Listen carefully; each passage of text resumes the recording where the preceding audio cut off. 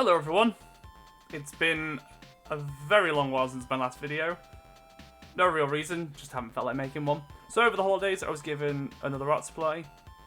I've not seen an awful lot of video coverage on this particular art supply, so I thought I'd bust them out, have a little play, and give my overall opinions on how they feel, how they are to use. So what I have here today is the Ohuhu watercolour set.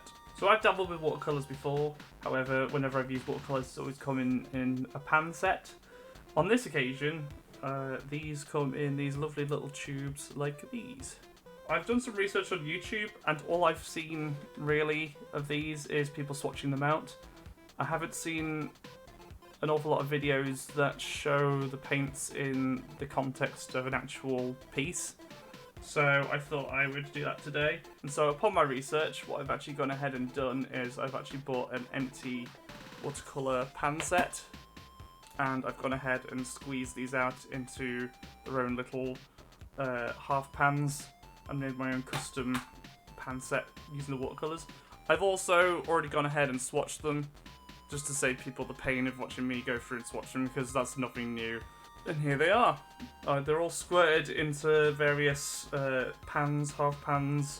They're mostly dry. They're a little bit jelly still, but they've probably got a little bit left to dry, but I just wanted to bust these out and give them a go. I did draw something with the paints coming straight out the tubes.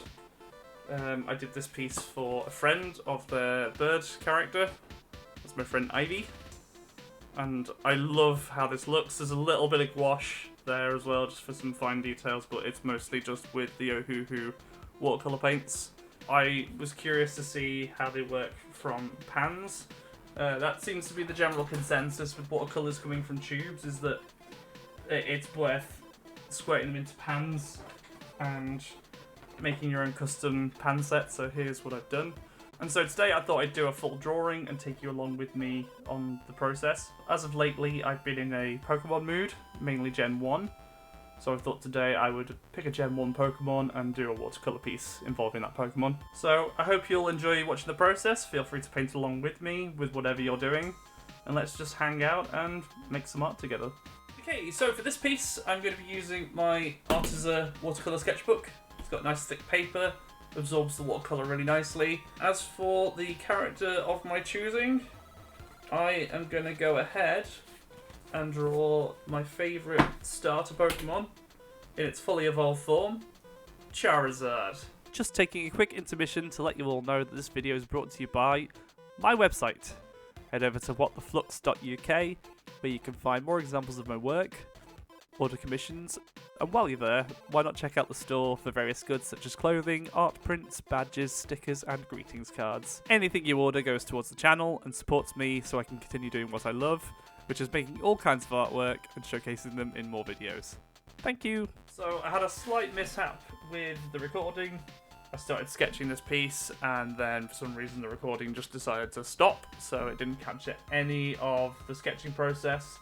But that's fine. The point of today is to showcase watercolours. What I've gone and done is I've gone ahead and finished the line art. I'm just about to erase the undersketch, and then I'm going to get started in adding some colour.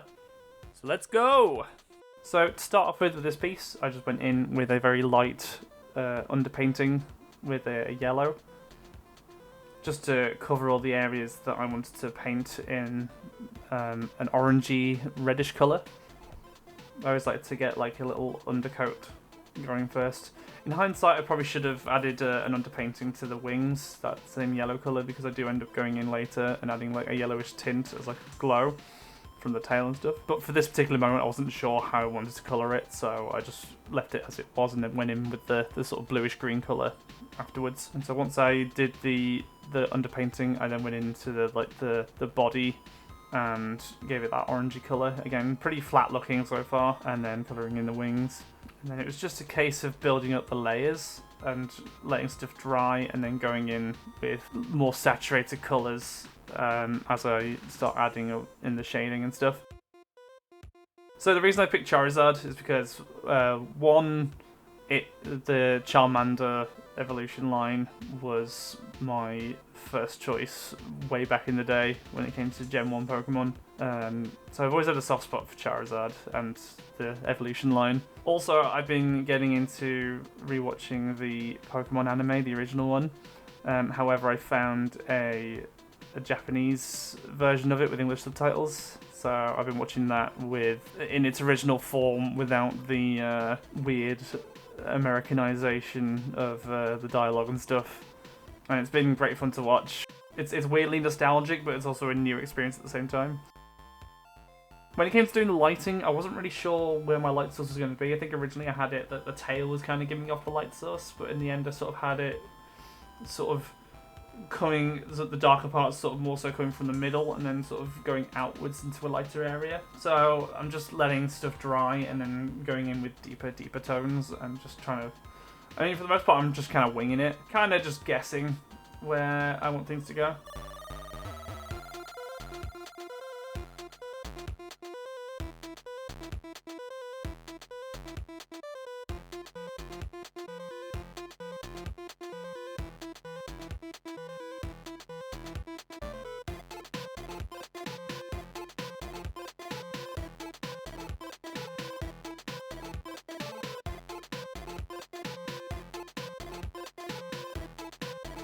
Once I let the initial layers dry, I started working on the flame tail.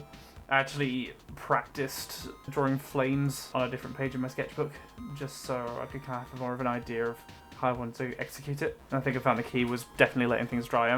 I'm sort of guilty when it comes to watercolour about not letting things dry long enough, and so colours start running into each other. Definitely did it with this, like, I can already see like colours like going out of the lines and stuff, but I've never been that bothered about colours running from the lines.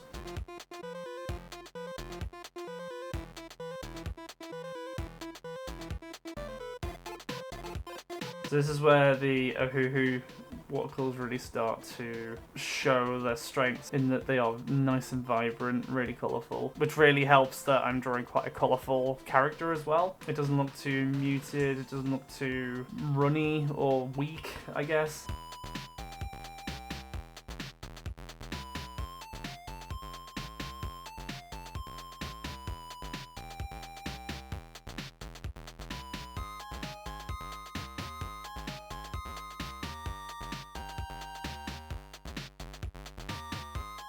So I decided to sort of, for shading and stuff, experiment with like browns and reds and stuff, just to kind of go along with the initial like yellows and oranges. And this was the point where I decided that I wanted the light source to kind of be more sort of central to the body, like the dark parts to be central, and then the outer areas of the character to be the lighter part, because it's like the light's coming from behind as well as the tail. And I just love how all these colours start coming together.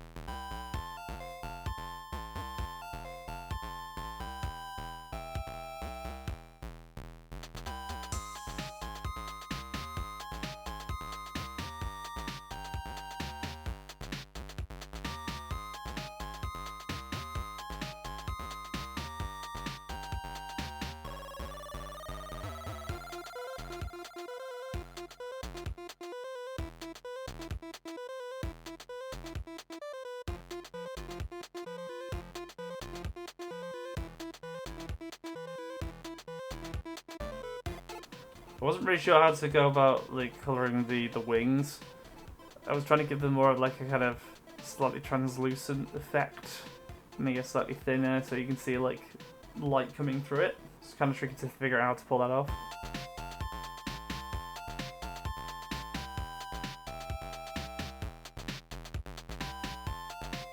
And then for the flame tail, it's just a case of letting each stage of the process dry, which definitely took a few practice attempts on the other pages of my sketchbook.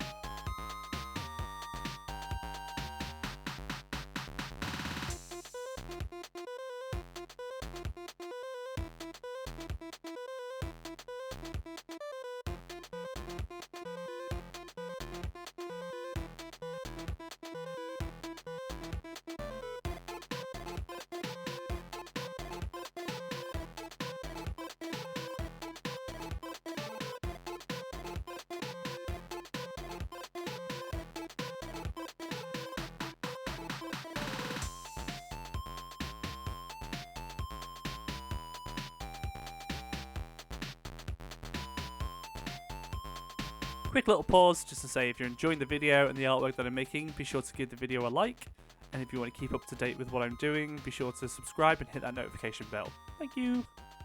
And initially I wasn't going to add a background, but I think as I started really enjoying this piece and I wanted to carry on painting, I was like, well, I would like to include some sort of background. So I just did a sky background initially, but then I just felt like it looked a bit bland, so I decided to then go in and add some mountains, just to give the piece a sense of height and a little bit of depth. I was trying to add some little hues of red and pink and yellow and stuff to the background as well, so it's not just a blue sky. There's like light coming off the tail, there's like sunlight bouncing off the clouds and stuff, and then yeah, going in with a really faint blue colour for the initial like mountain area, and then once I let that dry a little bit, I went in with a slightly thicker paint, more of like a purple mixed with the blue, just to create a bit of a foreground background kind of dealio.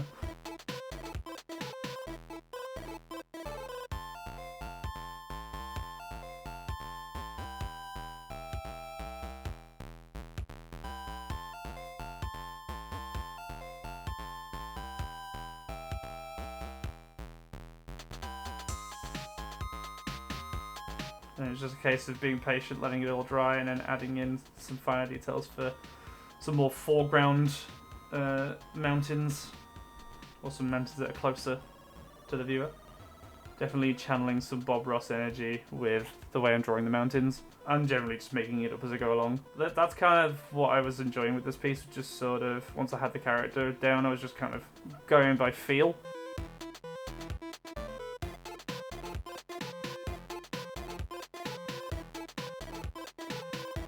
And then I added a little bit of gouache. I've got a set of Arteza gouache, so I got some white gouache out just to add a little bit of highlight to the character.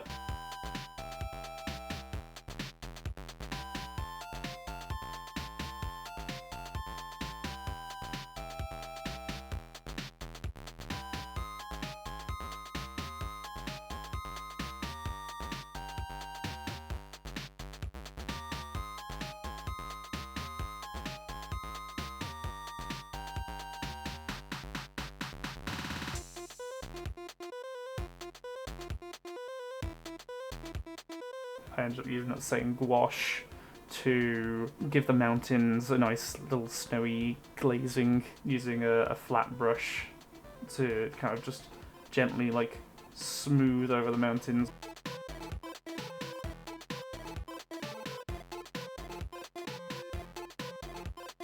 So I signed the piece thinking it was finished, but then I noticed I forgot to colour underneath Charizard's tongue with that fleshy pink colour, and I also used a Posca marker to add some sheen to the eyes as well. But that's it, done and dusted. Overall opinions on the Ohuhu watercolours are pretty positive. I think the colours look nice and vibrant. As far as using them goes, they felt great. I never felt like I was struggling with the medium. I never felt like I was fighting against it. It was just really fun to use and just went down really nicely.